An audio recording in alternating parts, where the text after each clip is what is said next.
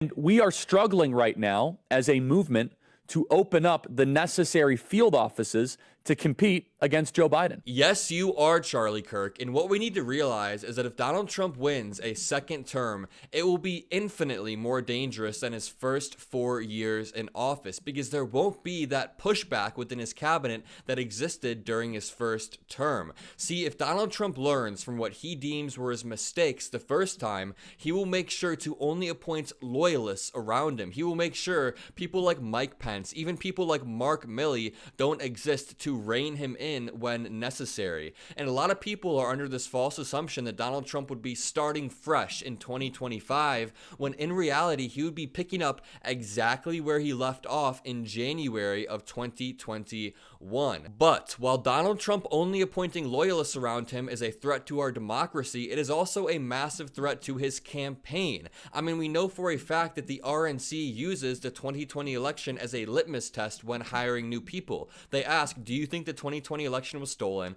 And if the person says no, then they are out. And we can safely assume the Trump campaign is operating in the same way. And when you're only hiring people who thought the 2020 election was stolen, they're going to be so separated from reality that they will inevitably just be incompetent. That's why the Trump campaign has failed to open the necessary field offices. They've failed to fundraise the amount of money they need. They're diverting money meant for down ballot races towards Donald Trump's campaign and his legal fees. People like Charlie Kirk, who actually care about the electoral chances of the Republican Party, have been sounding the alarm for other Republicans by talking about the incompetency of the Donald Trump campaign. Play this clip of Charlie Kirk talking about the field offices. And we are struggling right now as a movement to open up the necessary field offices to compete against Joe Biden. But here are the numbers, and the numbers are worth reporting. In the state of Georgia, Joe Biden has 14 field offices.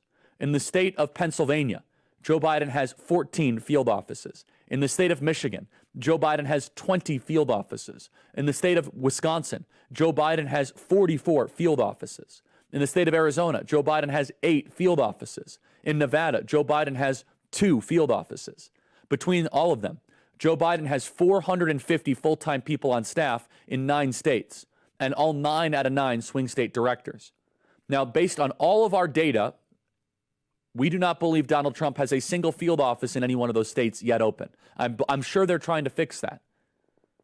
And he has 5 staffers. So Joe Biden has 450 people. We have 5, and 2 out of 9 of the swing state directors have been hired.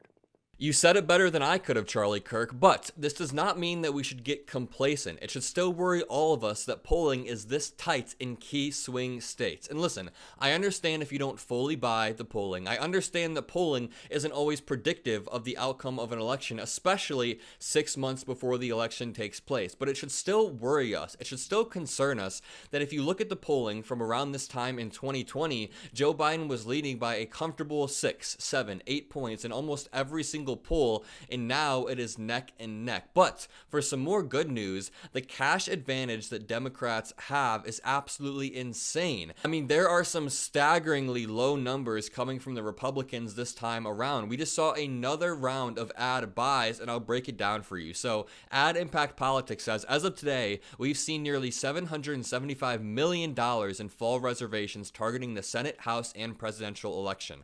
Democrats continue to hold significant reservation advantages. Here's the breakout by party. Senate, $320 million for the Democrats and $164 million for the Republicans. We are almost doubling the amount of money they're putting into the Senate. For the House, Democrats have put in $159 million. Republicans have put in a meagerly $1.6 million. And for the presidential race, this one is crazy. Democrats have put in $130 million already. Republicans have reserved $0 worth of ads. These numbers are insane, and we can break it down even further. So Ad Impact also says Democratic advertisers continue to hold an advantage in Senate fall ad reservations from August to November. The Ohio Senate, Republicans are actually beating us by about 2 million there, but when it comes to states like Pennsylvania, Democrats have bought $51.5 million of ads for the Senate. Republicans have bought $7.8 million. In Nevada, Democrats have $47.2 million. Republicans have $1.8 million. Arizona Arizona, Democrats have 40.3 million. Republicans somehow have $0. In Michigan, Democrats have 24.3. Republicans have 8.4. We are tripling the amount of money that they've put in. In Wisconsin, Democrats have 22.7 million. Republicans have $6.5 million. Again, we can't get complacent, but investing in field offices early on and investing in advertisements early on will only compound and compound as we get closer to the election, and the Trump campaign has failed to do any of that right now. They are failing on multiple levels. The Biden campaign is even winning on messaging. While Donald Trump is stuck in his little bubble over on Truth Social, the Biden campaign has been calling Trump out on his false predictions. So back in the 2020 debate, Donald Trump claimed that the stock market will crash if Joe Biden is elected, but as most of you know, the Dow has been hitting all-time highs over the past few months, and yesterday was no exception. Take a look at these clips. Say the stock market will boom if I'm elected. If he's elected, the stock market will crash. Okay, let's move on to the next question. Here we go. Look at the markets. Yes, the Dow is, well, firmly above 40,000. 40,044 to be precise. That is a gain of 136 points, just over 1/3 of 1%. Obviously, Trump's prediction was way off, but I love how he straight up lies and says the biggest analysts are saying this, in the same way that he says all legal scholars I know are saying this trial is phony, but the legal scholars he knows are who? Rudy Giuliani, John Eastman, who's about to get disbarred for trying to overthrow the election, Alina Habba. Who are these analysts, and who are these stock market analysts? Are you trusting Michael Burry, who says that the stock market will collapse every single year? But to build on my point about social media messaging, the Biden-Harris HQ Twitter account, their rapid response team, posted these two clips side by side to show how wrong Donald Trump's predictions are, and Joe Biden's official Twitter account, or X account, posted this photo showing President Biden handing Donald Trump the L. That is a great response. That is how you win over Gen Z.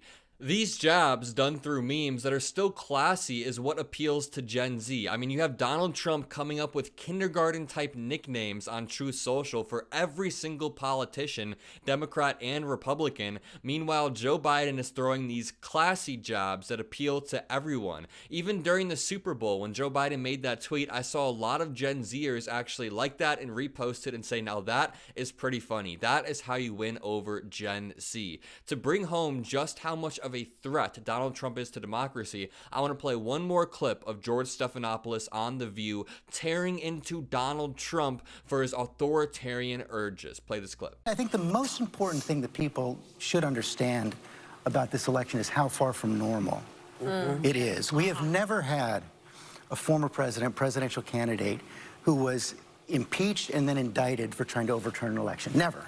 In all of our history. We've never had a former president, a presidential candidate, who lies about the election that he lost. We've never had a former president, a presidential candidate, who refuses to pledge to accept the results of the next election if he lost. You know, the peaceful transfer of power is the most fundamental tenet of our democracy. Refusing to accept it, I think, is un-American. I believe it's unconstitutional, and I think it's the job of the media. I will take it one step further. Not only are you un-American if you still support Donald Trump, but you are the farthest thing from a patriot possible if you still support a man who disrupted our peaceful transfer of power for the first time in American history. If you still support a man who made claims of widespread, unprecedented voter fraud, then doubled down on those claims even after they were proven wrong in multiple courts. If you still support a man who threw his vice president under the bus and never even called him to check and see if he was okay after January 6th. Donald Trump is a threat to democracy. He wants to erode every democratic norm in the book without even fully understanding the Constitution himself. If you enjoyed this video, make sure to leave a like, subscribe to MeidasTouch, subscribe to my channel where I make daily breaking news videos just like this one. Most importantly, have a great day, everyone.